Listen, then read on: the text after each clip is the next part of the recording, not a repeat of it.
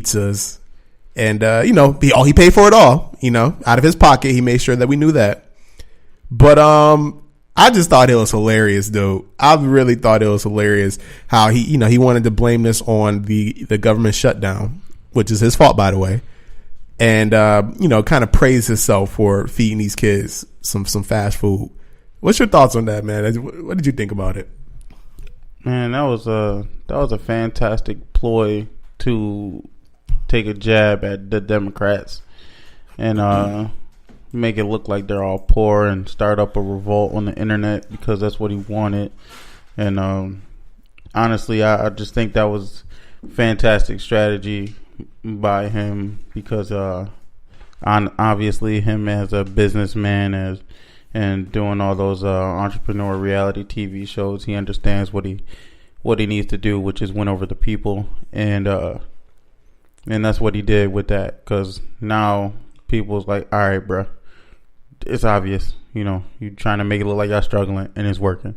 If y'all don't stop feeding these damn grown ass boys these raggedy ass cold sandwiches and cold ass French fries, right? Who wants cold McDonald's fries? Sitting under a damn lampshade, trying to make this shit look like, oh, we keeping it warm. Like, they probably didn't even make them eat that shit. They probably fucking just did that shit for show, and then had them sign a non-disclosure or something, and then had the real food in the back. Man, I don't trust that shit one bit. But that was a good ploy, man. This dude, I respect it. Donald Trump is the most entertaining president of all time, dude. This shit is literally a fucking reality show in the White House right now.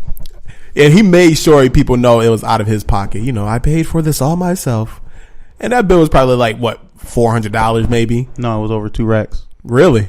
Yeah, it was like 24 something or 25 something. That shit is still stupid. It was a lot of damn food. And it's not like, I know people dollar menu food. I know people saying like, yo, I don't know what's so big a deal. Like, what college kid wouldn't want fast food? Like, nigga, they've been eating nothing but fast food over the last 4 years. Not even that. You're at the White House. Right. You telling me you couldn't order a fucking catering service to come in and feed them like an actual steak dinner or some shit? Yo, the Como would have damn sure went there if they would have called them. Exactly. And that's some good food. For less. That shit is crazy, yo. Shout out to Trump, man. You shout out to Trump, dude. I see you, man. I ain't saying that. You fucking motherfucker. Fucking fuck. fuck. Anyways, man, moving on. All right, so let's go and transition into NBA. So the big news tonight, the return, the Warriors have like right here, insert fucking like Darth Vader music or something. So the Oakland, the Golden State Warriors have completed the Infinity Gauntlet by adding DeMarcus Cousins into the fold. He'll be starting tonight against the Clippers, and the rest of the NBA is doomed. We talked about this a little bit last week, and I was excited for it. I still am excited to see how this plays out, but my Sixers are actually going to be playing these boys next week, and I'm not excited for that. So first of all, I know you're going to be tuned into the game. 10:30. What you thinking? What are you thinking tonight? What's going to happen? What do I think, man? If this game don't start with a DeMarcus Cousins back to the brim or a pick and pop from 3 or a fucking alley-oop, a pick and roll with Kevin Durant. Come on, man. Like, this shit is rigged, dude. Like, this shit is rigged. They talking about they gonna play him in spurts, but he's not gonna be necessarily limited. But they are going to play him in spurts. So they're going to do him like y'all was doing Embiid. Yeah, I can see that. Where he's going to play like 4 to 5 minute spurts. But them 4 or 5 minutes, his usage rate is going to be like a 60. Like, it's going to be insane, bro. Like, just to fathom the fact that they can literally have 5 people start, 1 person on the bench, and all 6 of them has played in at least one All-Star game. And that's insane.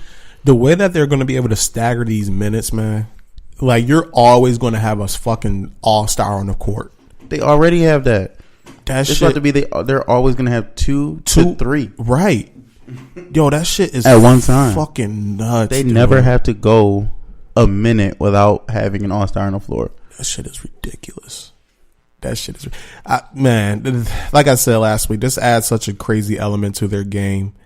Like, this is the first time they had a legit post presence. And he's fucking when healthy. Yeah, they probably had an offensive center. The second or third, or maybe if you can even make your argument, he's the best big man in the league when he was healthy. Oh yeah, there you go. I thought you was finna disrespect. You can make the argument, but come on, man. Don't disrespect. Yeah, ain't don't disrespect. You know who look the best. Look at the numbers. You know, look at the numbers. Look at the numbers. Look at the numbers. Look at the numbers. You got that big ass laptop. Look at the numbers. Yeah. DeMarcus was something special. Yeah, DeMarcus was a beast, but there's a reason why two teams got rid of him. I'm just saying. You know what I mean? I'm just saying. But now he's on a super team, the super of super teams, and I want to see how this plans out.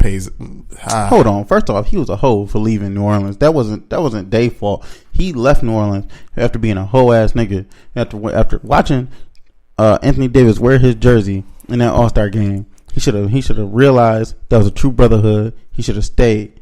He a hoe ass nigga for that shit. Nah, he's not. I don't want to say he a hoe ass nigga because he a hoe ass nigga for that shit. What happened? Like, from my understanding, from when I followed the story, is that he wanted a max contract.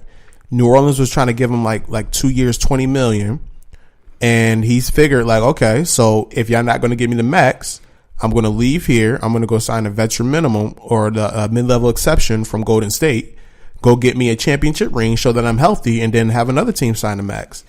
So I'm not mad at him for doing that. Like, it makes sense. He's never been to the playoffs. Nope. You know what I'm saying? He was going to get to the playoffs with the Pelicans, but then tore his Achilles. Yep. So, hey, man. Like, I agree with you on that. He may be...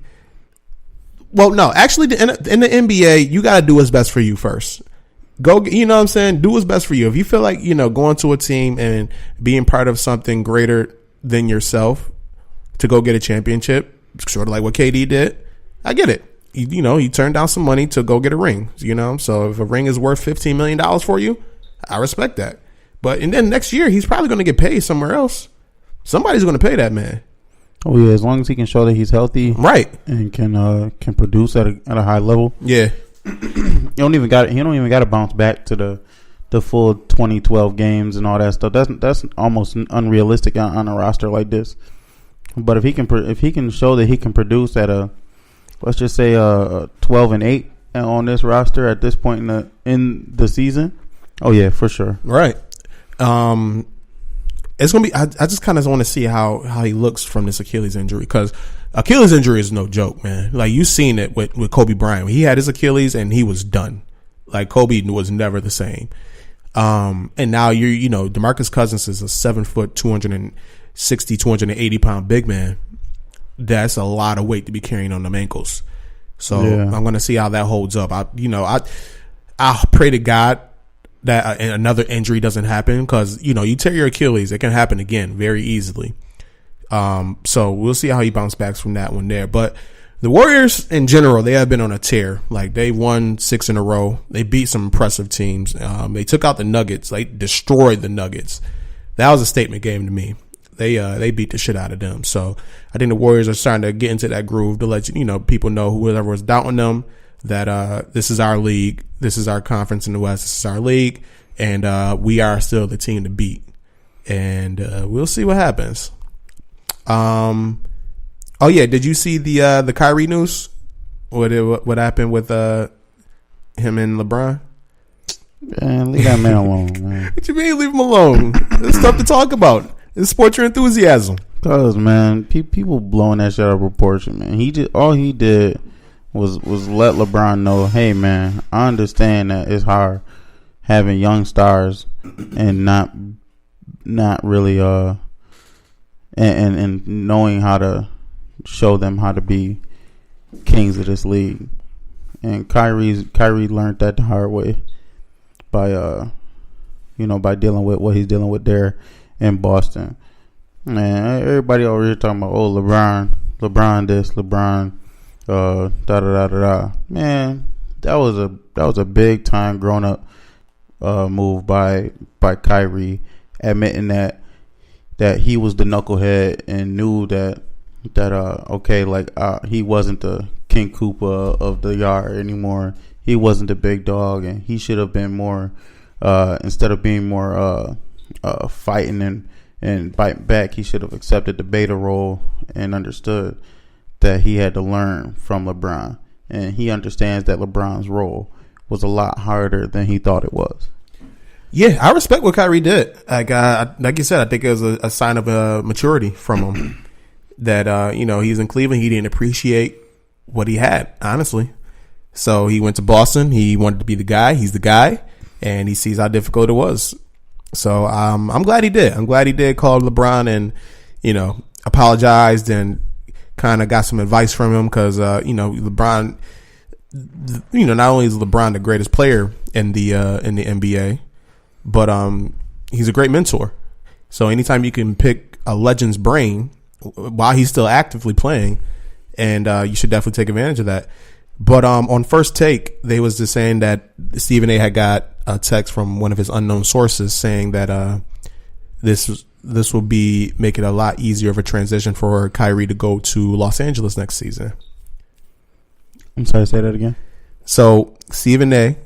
got a text message from one of his unnamed sources, and it stated that this will make the transition for Kyrie to go to LA next season much more smoother. What's your thoughts on that? Man, he either A, staying put, or B, going to New York. That's it. I don't have nothing else to say about that. He's either, I don't know, man. He's either A, Boston, B, New York. No other place. Okay. I'm going to say this. C, Clippers. I'm going to say this. I don't see the allure of going to New York. The New York Knicks franchise, unless it's sold, because James Dolan is probably the worst owner in sports. I really don't see the allure of going to New York. You have an injured big man in Kristaps Porzingis who's really not happy with the franchise right now. They have some young talent. They have some cap space. So New York, they can potentially get 2 stars there. So you don't see what the Knicks is doing? What they doing? You don't see it? Tell me. They're doing the 1999 Spurs all over again, man. Mm-hmm. Or what year was that when Duncan got drafted? That was 97? 98. 98? Okay, yeah, so the 97. Yeah, it's the 97 Spurs all over again. David Robinson got hurt, kept him out all year, got the number 1 draft pick, drafted Tim Duncan. They about to keep him out the rest of the year. Bruh, ACL injury gonna keep him out that long? No. He's staying out the rest of the year. They're getting the number 1 draft pick. They're either grabbing Zion or they're grabbing RJ. Then they're also gonna sign a superstar in Kyrie Irving to mentor him. I'm telling you, they about to have a 3-headed monster in New York. Write it down. Okay, that's on the record. That's on the record. I don't see that happening. I mean, I get what you're saying, but what the Spurs did, that's a once in a lifetime thing. Like, you literally have you have a Hall of Famer on your team, and you go and draft the greatest power forward of all time. How often is that going to happen in a lifetime? You know what I'm saying? They got a unicorn. Yeah, they do have a unicorn, but that unicorn right now got a busted kneecap, and that nigga 7'3". Yeah, so I don't know too many 7'3" niggas. So they're about to have a unicorn, but I know them limbs is long, and a Jerome Bettis, LeBron James wannabe in Zion. No, that's Charles Barkley with the Monstars power. Ooh, okay, I like that. Yeah. And then they're gonna have that hashtag Duke Blue Devil and Kyrie Irving. Okay, we'll see, man. I can see Kyrie going to the LA. I can honestly see that. Like, okay, he stays. I can see him staying in Boston, but I think Boston. I think Danny Ainge is a little bit too smart. He has so much talent on that team. I kind of don't think that they need Kyrie Irving. So if they do keep him, I think then they try to trade some of those younger pieces to try to maybe pull in an Anthony Davis to pair with him. And then what? Do they really run positionless basketball and not even have a point guard out there? No, they'll have Terry Rozier. Rozier won't even start. Why wouldn't he? I don't know. They'll probably find a way to put Jalen in there. Nah, Rozier proved himself, man. He's a starter. Nice. When Kyrie went down, like, they should have beat Cleveland. Boston should have been in the finals, man. But, that's where Kyrie steps into play. If they had Kyrie, they probably are in the finals. So we'll see. We'll see what Danny Ainge do with that one. But there's too much talent in that Boston team to keep everybody. You're not going to be able to pay everybody.